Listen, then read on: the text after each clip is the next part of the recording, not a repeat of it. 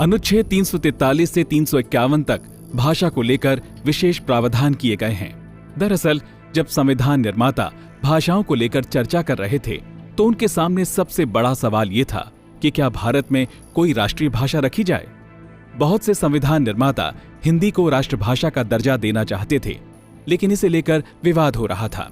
ऐसे में काफी चर्चा के बाद हिंदी को आधिकारिक भाषा का दर्जा दिया गया। संविधान के मुताबिक देवनागरी लिपि में लिखी जाने वाली हिंदी भारत की आधिकारिक भाषा है। इसमें न्यूमेरल्स यानी गिनती के लिए इस्तेमाल होने वाली संख्या का प्रयोग हिंदी में होगा, लेकिन उसे लिखने का स्वरूप वही होगा जिसे अंतरराष्ट्रीय मान्यता है।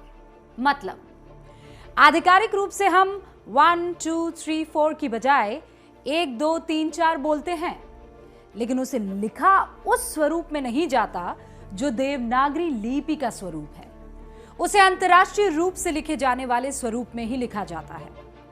संविधान में यह भी लिखा गया है कि अंग्रेजी 15 साल तक आधिकारिक भाषा का दर्जा रखेगी। इसके बाद संसद की इजाजत से यह दर्जा हटाया जा सकता है। अनुच्छेद 345 में राज्यों की आधिकारिक भाषा पर चर्चा की गई है। इसके मुताबिक किसी राज्य की विधानसभा वहां बोली जाने वाली एक या एक से ज्यादा भाषाओं को आधिकारिक भाषा का दर्जा दे सकती है। वहां सरकारी कामकाज उस भाषा में किया जा सकता है। हालांकि जब राज्य सरकार को केंद्र सरकार के साथ संवाद करना हो तो ऐसा उसी भाषा में हो सकता है जिसे केंद्रीय स्तर पर आधिकारिक भाषा माना गया है। अनुच्छेद 348 में उच्च अदालतों यानी सुप्रीम कोर्ट और हाई कोर्ट के साथ कानून, अध्यादेश वगैरह की भाषा का जिक्र है। लिखा गया है कि सुप्रीम कोर्ट और हाई कोर्ट के कामकाज की भाषा अंग्रेजी होगी। केंद्र और राज्य के स्तर पर आधिकारिक भाषाओं को दर्जा देने के बावजूद संविधान में इस बात का विशेष ध्यान रखा गया है कि इसके चलते सामान्य नागरिकों को कोई दिक्कत ना हो। अनुच्छेद 350 में यह लिखा गया है कि कोई व्यक्ति अपनी किसी समस्या के निवारण के लिए भारत में बोली जाने वाली किसी भी भाषा में सरकार के किसी विभाग या पुलिस को आवेदन दे सकता है।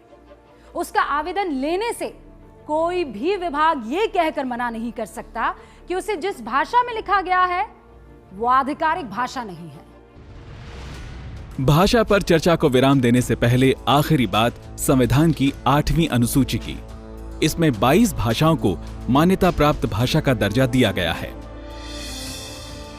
ये भाषाएं हैं असमीज, बांग्ला, गुजराती, हिंदी, कन्नड़, कश्मीरी, मराठी, मलयालम, उड़िया, पंजाबी, संस्कृत, तमिल, तेलुगु, उर्दू, सिंधी, कोंकणी, मणिपुरी, नेपाली, बोडो, डोगरी, मैथिली और संथाली।